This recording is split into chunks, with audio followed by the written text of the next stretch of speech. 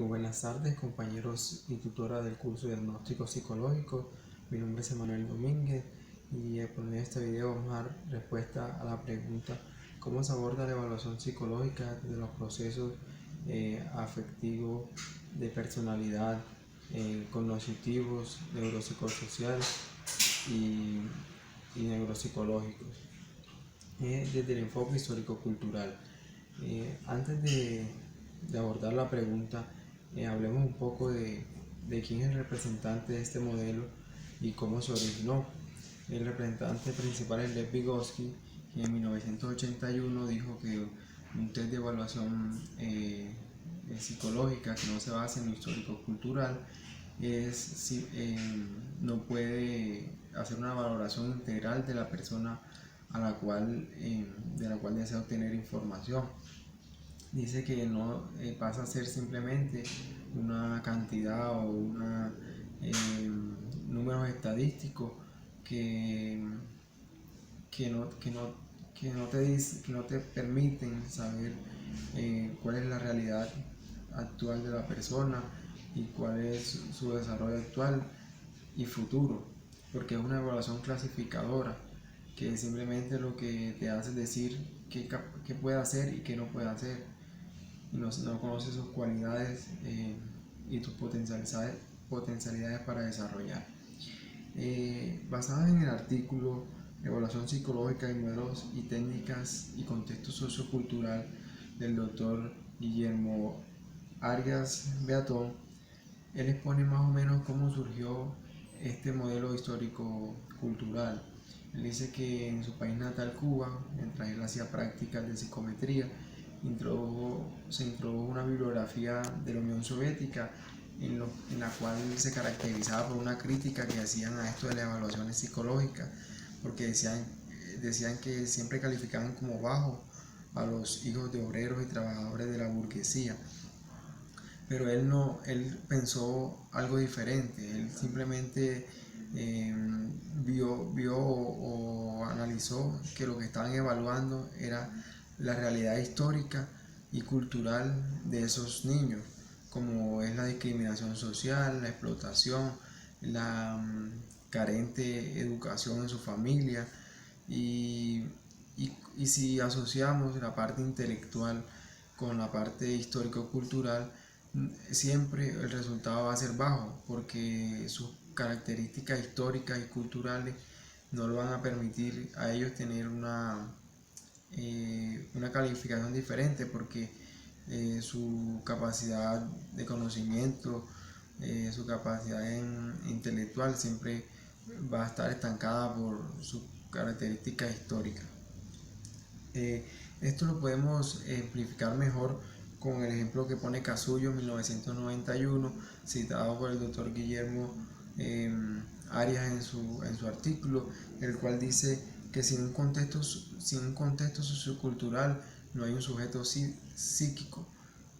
que el sujeto psíquico es un logro del contexto sociocultural. Entonces yo quise como hacer un ejemplo de la parte afectiva, ¿sí? De cómo esto de lo histórico-cultural se puede asociar a la parte afectiva como abordaje de estos procesos. Entonces, por ejemplo, si uno va a evaluar la emoción, el sentimiento que genera la tristeza, ¿sí? En dos tipos de niños. Entonces, en el primer caso tenemos a un niño que se siente triste porque sus padres no tienen el tiempo para compartir con él, pasan todo el día trabajando y él se siente triste, se siente solo. Ahora, si vamos al otro caso, que es un niño que se siente triste y solo, pero no porque sus padres no tengan el tiempo, sino porque fueron víctimas de la violencia, ¿sí? El niño es huérfano y en su contexto histórico, en su trascendencia histórica y en su cultura, constantemente está viendo muertes, personas que fallecen a causa de la violencia. Y si en caso de hacer una evaluación psicológica y le preguntamos al niño que tiene a sus padres vivos pero que se siente triste, que si de pronto esa tristeza puede llegar a crear una emoción de ira, y esa emoción de ira puede terminar asesinando a una persona, lo más seguro es que el niño no lo piense de esa forma, porque en su cultura, en su entorno, en su historia, no ve eso. Pero en cambio, si vamos al otro niño y le hacemos la misma pregunta, el niño va a poder responder, eh, casi seguro que sí lo va a hacer, porque él tiene un sentimiento de tristeza producto de actos violentos que lo han dejado huérfano, y que es lo que normalmente ve en su entorno. Entonces, asimismo, el proceso neuropsicológico también está muy ligado a la parte histórico-cultural, porque el niño desde su nacimiento comienza a desarrollar redes neuronales que, si no son estimuladas por su contexto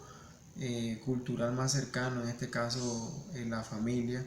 y posteriormente los vecinos, los compañeros del colegio, probablemente él no va a tener ese desarrollo neuropsicológico que requiere, por la falta de esos estímulos culturales, que son muy importantes, porque de alguna u otra forma, en el caso por ejemplo de la personalidad, ayuda a formarla, porque por sí sola la personalidad no se forma. O sea, el individuo no tiene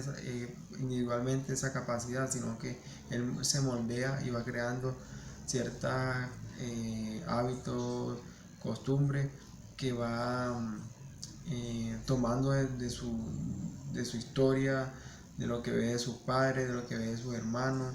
lo que ve en el colegio, y lo va apropiando para sí, y así forma su personalidad. Entonces, podemos ver que el contexto histórico-cultural es clave en, la, en todos estos procesos que lleva el ser humano, tanto cognitivos, eh, como afectivos, como de personalidad, porque la cultura siempre va a influir en cómo la persona se desarrolle en sus procesos intelectuales, en cómo se relacione con las demás personas, qué tipo de gustos de comida va a elegir, eh, cómo se va a vestir. Todo eso depende de la historia y de la cultura.